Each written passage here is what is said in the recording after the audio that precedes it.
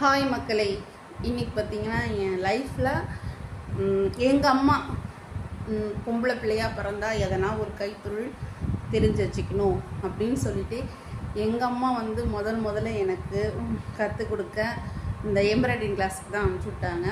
ஆக்சுவலாக நானும் எங்கள் அக்காவும் ஒன்றா தான் போனோம். அவள் டைலரிங் கிளாஸ் போனால் அது வந்து பேமெண்ட் கட்டி படிக்கிறது. அது வந்து மாதம் வந்து 300 என்னவோ தான். அப்போது 300ரூபானாலே பெரிய விஷயம். அப்போது எனக்கு 300ரூவா கட்டி எனக்கு டைலரிங் கிளாஸ் அனுப்புறதுக்கு, அதுவும் இல்லாமல் அங்கே பொருளெல்லாம் நம்ம தான் வாங்கிட்டு போனோம். அக்கா படித்தது வந்து பார்த்திங்கன்னா காசு கொடுத்து சொல்லி கொடுக்குறது. எனக்கு வந்து பார்த்திங்கன்னா கவர்மெண்ட்லேருந்து அப்போ ஒரு சலுகை வந்துச்சு. இந்த எம்ப்ராய்டரிங் கிளாஸ் வந்து ஃப்ரீயாக கற்றுக் கொடுக்குறோம் அப்படின்னு சொல்லியிருந்தாங்க. அக்கா கற்றுக்க போன இடத்துல தான் பக்கத்துலேயே தான் இந்த இன்ஸ்டியூட்டும் இருந்துச்சு, இந்த பெருமாள் இன்ஸ்டியூட். இது வந்து பார்த்திங்கன்னா ஃப்ரீயாக இருக்கிறதுனால எங்கள் அக்கா கிட்டே சொல்லி அமைச்சிருக்காங்க. உங்கள் தங்கச்சி யாருனா இருந்தால் சொல்லுங்கள், இல்லாட்டி பக்கத்தில் யாருனா இருந்தால் சொல்லுங்கள், ஃப்ரீயாக தான் சொல்லி கொடுக்குறோம், காசு கிடையாது அப்படின்னு. திங்ஸ் மட்டும் தான் இதில் நம்ம வாங்க வேண்டியது இருக்கும். இந்த துணி, அப்புறம் பார்த்திங்கன்னா சமைக்கி, நூல். ஆனால் கற்றுக் கொடுக்குறது அவங்க ஃப்ரீயாக தான் கற்றுக் கொடுப்பாங்க. டைமிங் பார்த்திங்கன்னா காலையில் 10 மணிக்கு போனால் ஈவினிங் 3 மணிக்கு தான் வருவேன்னு நினைக்கிறேன். அவ்வளோ நேரம் சொல்லி கொடுப்பாங்க. சொல்லி கொடுத்தாலும் அங்கே ஜாலியாகவும் இருக்கும். என்ன எங்கள் அம்மா முதல்ல அமைச்சப்போ, உனக்குன்னு ஒரு விஷயத்த கற்றுக்கோ, பின்னாடி வந்து ஃப்யூச்சரில் வந்து எந்த சூழ்நிலைனாலும் உனக்கு வந்து கைத்தொழில் ஒன்று தான் கை கொடுக்கும் அப்படின்னு அம்மா அடிக்கடிக்க சொல்லிகிட்டே இருப்பாங்க. அவங்க சொன்னதுனாலே என்னவோ தெரில, சரி அதுக்கப்புறம் அம்மா சொன்னாங்களேன்னு சொல்லிட்டு போனேன். ஆனால் எனக்கு விருப்பம் இல்லை தான். ஆனால் எங்கள் அம்மா சொன்ன பிறகு எனக்கு மீற முடியல, நான் போனேன். இந்த கிளாஸுக்கு போய் முதல்ல நான் கற்றுக்கிட்டது பார்த்திங்களா, இதை நான் இப்போ கிளாஸுக்கு போக சொல்ல கற்றுக்கிட்ட விஷயம் இதெல்லாம். இந்த எம்ப்ராய்டரி போடுறதுக்கெலாம் ஆக்சுவலாக இந்த எம்ப்ராய்டரி போட ஆரம்பித்து என் ட்ரெஸ்ஸில் எதனா போட்டிருக்கீங்கன்னா அப்போது ஒரு ஆர்வம். இந்த போட ஆரம்பித்து கற்றுக்கின புதுசில் பார்த்திங்கன்னா ஒரு 2-3 ட்ரெஸ்ஸில் போட்டிருக்கிறேன். அப்புறம் புடவையில் வந்து கல்யாணம் ஆன பிறகு கூட, கல்யாணம் ஆகி எனக்கு 17 வருஷம் ஆகுது. கல்யாணம் ஆன புதுசில் கூட எம்ப்ராய்டரி போட்டிருக்கேன். அதுக்கப்புறம் என்னவோ தெரில, இதில் இன்ட்ரெஸ்ட் இல்லை. ஆனால் எனக்கு டைலரிங் கற்றுக்கணும்னு, அக்கா டைலரிங் கிளாஸ் போவாங்க, டைலரிங் கற்றுக்கணும்னு ஆசை. ஆனால் அம்மாக்கிட்ட சொல்லுவேன். அம்மாவுக்கு வந்து ஃபினான்ஷியல் அம்மாவால் அதை மேனேஜ் பண்ண முடியல, கஷ்டப்பட்டாங்க அம்மா வந்து. அதனால எதுவும் சொல்ல முடியல அம்மாட்ட. ஆனால் நான் போய் கற்றுக்கிட்டதுக்கு பாருங்கள், இன்னும் அது ஞாபகமாக வச்சுருக்கேன். நான் முடித்து எத்தனை வருஷம் ஆகுது, 16 வயசில் நான் போனேன் இந்த கிளாஸுக்கு. இப்போ எனக்கு வந்து 37 வயசாகுது. 26, 30, கிட்டத்தட்ட 21 வருஷம் ஆகுது நான் இதை முடித்து. இன்னும் நான் இந்த பொருளை வந்து பத்திரமா தான் வச்சுருந்தேன். இத்தனை வருஷம் எங்கள் அம்மா வீட்டில் தான் இருந்தது. ஒரு 3 வருஷத்துக்கு முன்னாடி தான் நான் எங்கள் வீட்டிலேருந்து எடுத்துகிட்டு வந்தேன். எங்கள் அம்மாவும் நாங்கள் எதனா செஞ்சால் அதை வந்து ஞாபகமாக வச்சுருப்பாங்க. டக்குன்னு தூரல்லாம் போட்டுற மாட்டாங்க. சரி, நம்ம பிள்ளைங்க கஷ்டப்பட்டு கற்றுக்குச்சு அப்படின்ட்டு. இந்த நான் கற்றுக்கிட்ட ஸ்கூலோட பேர் ஸ்ரீ பெருமாள் இன்ஸ்டியூட். இன்னும் கவர்மெண்டில் அப்போலாம் சும்மா சொல்லக்கூடாதுங்க.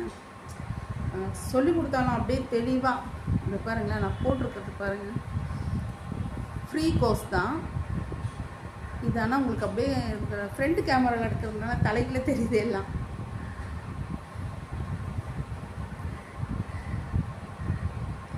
இல்லை மயில், இதெல்லாம் நாங்கள் கற்றுக்கிட்ட ஸ்டிச்சு. கவர்மெண்ட்டில் இதுக்கு சர்டிஃபிகேட் கூட கொடுத்துருக்காங்க. கலெக்டர் கையால் வாங்கணும். திருவள்ளூர் டிஸ்ட்ரிக்ட் கலெக்டர் அப்போ யார் இருந்தாங்கன்னு எனக்கு தெரியல. ஆனால் அப்போ அவர் கையால் வந்து சர்டிஃபிகேட் கொடுத்தாங்க. அப்புறம் பார்த்திங்கன்னா இந்த ஃப்ரீ கோர்ஸுன்னு சொல்கிற ஒரு விஷயத்தில் பார்த்திங்கன்னா ஃப்ரீயாக தையல் மிஷின் வேறு கொடுத்தாங்க. அதில் வந்து நம்ம வந்து வேணும்னா நம்ம எம்ப்ராய்டரியும் செட் பண்ணிக்கலாம் போட்டுக்கிறதுக்கு அப்படின்னு சொல்லிட்டு இந்த இன்ஸ்டியூட்டில் வந்து கொடுத்தாங்க. எங்கள் வீட்டில் அந்த மிஷின் வந்துச்சு, ஆனால் நாங்கள் ஃபிட் பண்ணலை. இந்த கோர்ஸ் பார்த்திங்கன்னா கிட்டத்தட்ட 6 மாதம். இந்த கோர்ஸ் வந்து முடித்த உடனே பார்த்திங்கன்னா அப்போ எனக்கு வந்து முடித்து எனக்கு ஒரு 17 வயசு அப்போ தான் தொடங்குது. இப்போ எக்ஸ்போர்ட்லேருந்து வேலைக்கு ஆள் தேடிட்டு கேட்டுட்டு வந்திருந்தாங்க. வீட்டு குடும்ப சூழ்நிலை கஷ்டம், வேறு என்ன செய்கிறதுன்னு எனக்கு தெரியல. அப்போ பார்த்தீங்கன்னா நான் வந்து இதை கற்றுக்கிட்டேன்னா இதில் எதுவுமே சாதிக்கலை. அப்புறம் சரி இதை விட்டுட்டு கற்றுக்கிறதோட சரி மிஷினும் ஃப்ரீயாக தந்தாங்க, அதையும் வாங்கிட்டு வந்து வீட்டில் வச்சுட்டு நான் பாட்டு பார்த்திங்கன்னா எக்ஸ்போர்ட்டுக்கு வேலைக்கு போயிட்டேன். அக்கா வந்து டைலரையாக எடுத்துக்கிட்டாங்க, நான் ஹெல்ப்பர் வேலைக்கு தான் போனேன். ஆனால் எனக்கு ஹெல்ப்பர் வேலை சுத்தமாக பிடிக்கவே இல்லை வேலை செஞ்ச இடத்துல. அப்புறம் அங்கே இருக்க சார்கிட்ட சொன்னால் அப்போ ட்ரைனிங் கொடுத்தாங்க. ட்ரைனிங் கொடுத்து என்னை ஒரு டைலராக உட்கார வச்சாங்க. அப்புறம் நான் ஒரு 3 மந்த்துக்கு எனக்கு வந்து பார்த்திங்கன்னா ஹெல்ப்பர் சேல்ரி தான் போட்டாங்க, டைலர் சேல்ரி போட மாட்டோம் அப்படின்ட்டாங்க. கற்றுக்கிட்டு பிறகு அப்புறம் பார்த்திங்கன்னா டைலரிங் ஒரு டைலருக்கு எவ்வளோ சேலரியோ அதே தான் போட்டாங்க. அக்காவும் அப்போ டைலர் தான். அக்கா வந்து போனவுடனே கொஞ்சம் அதிகமாக தான் சேலரி வாங்கினா, நான் கம்மியாக தான் வாங்கினேன். இப்போ நான் இது எதுக்கு சொல்ல வரேன்னா, லைஃப்பில் நம்ம எதையுமே தெரியாமல் ஜீரோவாக இருக்கிறக்கூடாது. எதனா ஒன்றத்தை வந்து தெளிவாக கற்றுக்கணும். எதுவுமே தெரியாமல் இருந்தோன்னா எப்படி சொல்கிறது, நம்ம ஒரு சூழ்நிலையில் கஷ்டப்படுறோம் அப்படின்னா இன்றைக்கி கை தூக்குறதுக்கு எதுவுமே இல்லாமல் மைண்டு வேலை செய்யாமல் போயிடும். நமக்குன்னு ஒரு தொழில் கற்றுக்கிறதுன்றது ரொம்ப நல்ல விஷயம். நான் எக்ஸ்போர்ட்டுக்கு போனதுக்கப்புறம் பார்த்திங்கன்னா அதாவது டைலரிங் மேலே இன்ட்ரெஸ்ட் இருந்தது. ஆனால் அம்மா கிட்டே கேட்குறப்ப பார்த்திங்கன்னா அது ஃபினான்ஷியல் லெவலில் அவங்க ரொம்ப கஷ்டப்படுறதுனால எதுவும் பண்ண முடியல. அதுக்கப்புறம் இன்ட்ரெஸ்ட்டை விட முடியல. அப்படியே எக்ஸ்போர்ட் போயிட்டு ஒரு 2.5 வருஷம் கிட்ட போயிருப்பேன். அப்புறம் பார்த்திங்கன்னா 2.5 வருஷம் 2.25 வருஷம் போனேன். அதுக்கப்புறம் எனக்கு மேரேஜ் ஆயிடுச்சு, கல்யாணம் ஆகி. அதுக்கப்புறமும் பார்த்திங்கன்னா எம்ப்ராய்டரி வீட்டில் இருந்து போடுவேன். இந்த கற்றுக்கிட்ட இதை மறக்கக்கூடாது அப்படின்னு சொல்லிட்டு சேலையிலலாம் 2-3 சேலையில் போட்டேன். அந்த சேலையெல்லாம் அது ரொம்ப பழசாயிருச்சுன்னு போட்டுட்டேன் ஆக்சுவலாக வந்து. ஆனால் அந்த சாரீஸ்லாம் வந்து அப்போ வந்து சமைக்கு ஒர்க்கு, கண்ணாடி எல்லாம் வச்சு அந்த மிரர் ஒர்க்லாம் கொடுத்துருக்கேன். அதுக்கப்புறமும் எனக்கு இந்த டைலரிங் மேலே இருந்த ஆர்வம் வந்து கம்மியாக ஆகலை. அது மட்டும் மனசுக்குள்ளே சொல்லிகிட்டே இருக்கும், சரி நம்ம கற்றுக்கிட்டா நடந்துட்டோம், நம்ம அக்கா மட்டும் கற்றுக்கிட்டாலே நம்மளால் கற்றுக்க முடியலையே அப்படின்னு சொல்லிட்டு. எங்கள் அக்கா வந்து டைலரிங் கற்றுக்கிட்டு தான் வெளியில் வந்தான். பட் வந்து அவளுக்கு சொல்லி கொடுக்குறதுக்கு நேரம் இல்லை, எனக்கும் அதை கற்றுக்கிறதுக்கு எனக்கும் நேரம் இல்லை. ஏன்னா 2 பேருமே எக்ஸ்போர்ட்டுக்கு வேலைக்கு போனதுனால காலையில் எங்களுக்கு பார்த்திங்கன்னா வண்டி பார்த்திங்கன்னா 6:30 மணிக்கே வந்துடும். நாங்கள் இருக்கிற இடத்துக்கு 6:30 மணிக்கு வந்துருச்சு. 6:30 மணிக்கு வருதுன்னா நாங்கள் காலை 5:30 மணிக்கே எழுந்திரிச்சு நானும் எங்கள் அக்காவும் கிளம்பணும். நைட்டு பார்த்திங்கன்னா அங்கே 8 மணிக்கு 7:45 தான் விடுவாங்க. ஓட்டிலாம் முடிச்சு வீட்டுக்கு வர்றதுக்கு 8:45 கிட்ட ஆகிடும். வந்தவுடனே சாப்பிட்டு தூங்க தான் நேரம் இருக்கும். அதனால எனக்கு வந்து எனக்கும் கற்றுக்கிறதுக்கு நேரம் இல்லை, எங்கள் அக்காவுக்கும் கற்றுக் கொடுக்குறதுக்கு நேரம் இல்லை. அதுக்கப்புறம் ஒரு சின்ன சின்ன விஷயங்கள் நடந்தது வாழ்க்கையில். அப்புறம் எனக்கு கல்யாணம் ஆச்சு.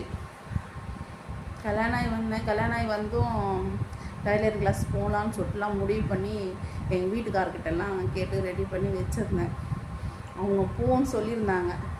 அவங்க நீ போய் படி, அப்புறம் நாங்கள் வந்து தனியாக இருந்தோம், போய் படி அப்படின்னு தான் சொன்னார். ஆனால் அதுக்குள்ளே பார்த்திங்கன்னா நான் கன்சீவ் ஆகிட்டேன். கன்சீவ் ஆனதால் எங்கள் வீட்டுக்காரர் அது வேண்டாம், கொஞ்ச நாள் கழித்து கற்றுக்கோ, பாப்பாலாம் பிறக்கட்டும்ன்றப்பா அப்படின்னு சொல்லி எங்கள் வீட்டுக்காரர் சொல்லிட்டார். சரி, குழந்தையும் வர எனக்கு கல்யாணம் ஆகி உடனே நிற்கல. கல்யாணம் ஆகி உடனே வந்து நான் கற்றுக்கணும்னு இதை சொல்லவும் இல்லை. அப்போது வந்து சுச்சுவேஷன் வேறு மாதிரி இருந்தது வீட்டில் கல்யாணம் புதுசில். அதனால் அப்போ சொல்லலை.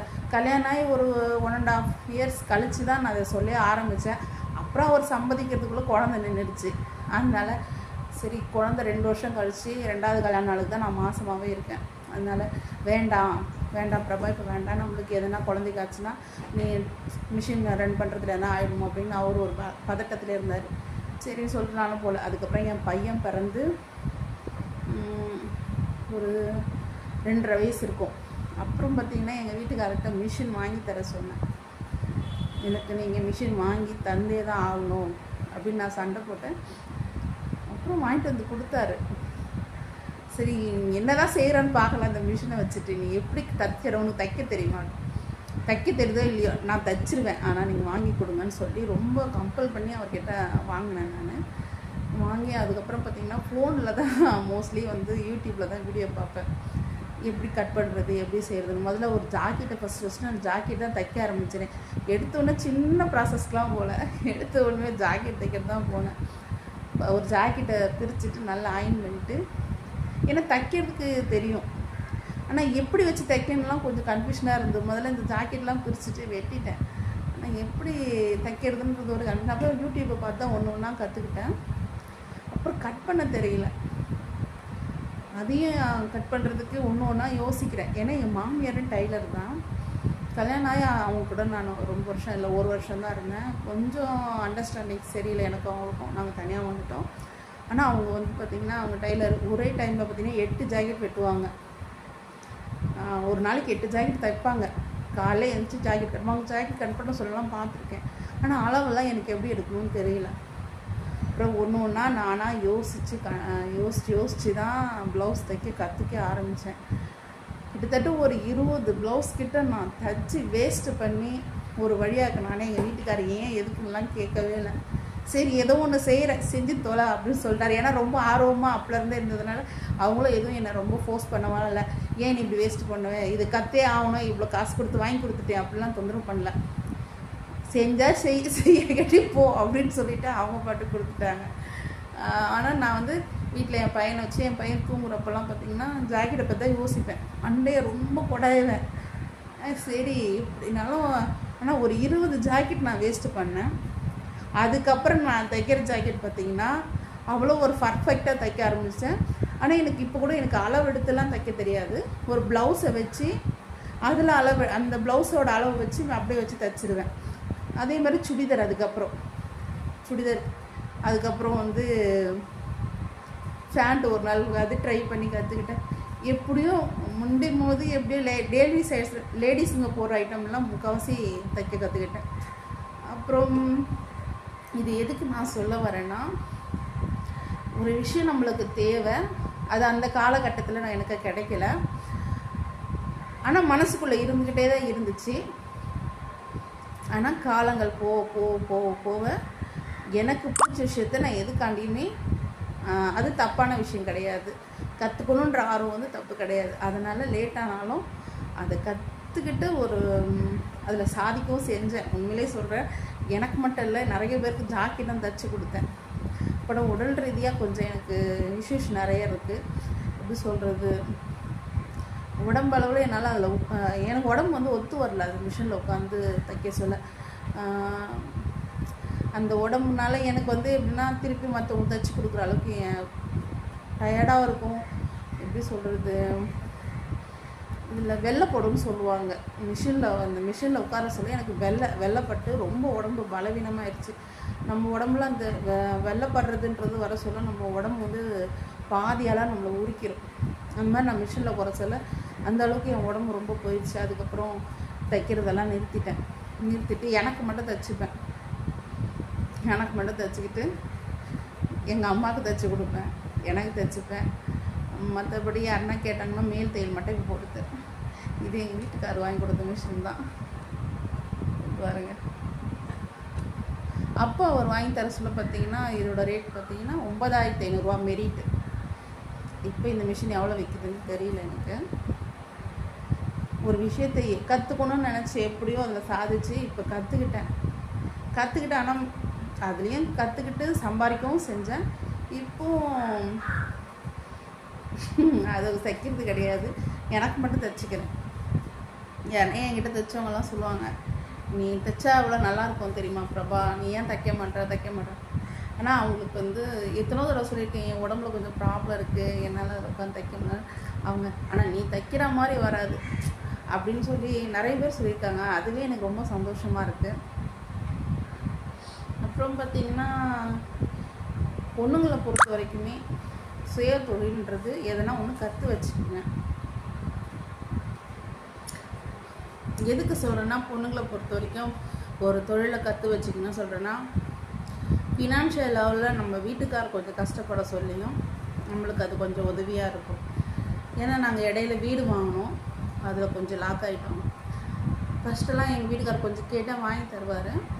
அப்புறம் இடையிலலாம் அவரால் வாங்கி கொடுக்க முடியல. அப்போது நான் அந்த மிஷினில் இந்த கற்றுக்கிட்ட இந்த விஷயந்தான் எனக்கு உதவியாச்சு. நான் 10th படிச்சுட்டு நின்றுட்டேன் தான். ஆனால் அதுக்கு நான் மார்க் கம்மியாக எடுத்துட்டேன், ஃபெயில் ஆகிட்டேன்னு கிடையாது. மார்க்கும் நல்ல மார்க்கு தான், 342 மார்க்கும் என்னவோ எடுத்துக்கினேன். எங்கள் வீட்டில் 3 பொம்பளை பசங்கன்றதுனால ரொம்ப கஷ்டம், சொல்ல முடியாத கஷ்டம். அந்த கஷ்டத்தெல்லாம் சொல்லணும்னு வச்சிங்கன்னா மணிக்கணக்காக சொல்ல வேண்டியதுதான், அவ்வளோ கஷ்டம். அம்மா வந்து பீடி சுற்றி தான், அப்பா வேலைக்கு போவார். அந்தளவுக்கு அப்பா கொஞ்சம் ரொம்ப பொறுப்பாக இருந்தாருலாம் சொல்ல முடியாது. எங்கள் வீட்டில் எங்கள் அண்ணன் தான் எல்லாமே. எங்கள் அண்ணன் தான் எனக்கு தெரிஞ்சு ஒரு வயசு வர சொல்லியே கொஞ்சம் ஷார்ப்பாக இருந்து படிக்க சொல்லியே கமர்கெட் வச்சுருந்தாங்க எங்கள் வீட்டில், கமர்கெட் கம்பெனி. இந்த கமர்கட்டையும் பார்ப்பான், இரும்பு வியாபாரத்துக்கும் போவான், காலேஜுக்கும் போவான். எங்கள் அண்ணன் இல்லைன்னா உங்களே சொல்கிறேன், எங்கள் அம்மா ரொம்ப தண்ணீர் இருப்பாங்க. எங்கள் அண்ணன் தான் எங்களுக்கு ஒரு ஸ்டடியாக இருந்து ஒரு லைஃப்பை எப்படி கொண்டு போகணுமோ அந்தளவுக்கு கொண்டு போனான். சரி, அவன் படிக்க சொல்ல அவனால் படிச்சுட்டு அவனும் வேலைக்கு தான் போயிருந்தான். அப்புறம் அவனுக்கு அவன் சுச்சுவேஷன், அவனோட இது நினச்சிக்கிங்களேன், அவனோட விஷயத்தை பற்றி நான் இப்போ ஒரு இதில் வீடியோவில் போடுறேன். நான் கஷ்டப்பட்டோம், ஒரு லெவலுக்கு வர சொல்ல எங்கள் அண்ணன் இப்பவும் சரி தனக்குன்னு ஒரு வேலையை கற்றுக்குங்க. இப்போயும் எங்கள் அண்ணன் வந்து எங்களுக்கு சொன்னதான், எவ்வளோதான் நம்ம படிச்சிருந்தாலும் படிச்சுட்டு வேலைக்கு போனோம்னா சுய தொழில்ன்றது ஒரு விஷயத்த கற்று வச்சுக்கிறது ரொம்ப ரொம்ப நல்லது.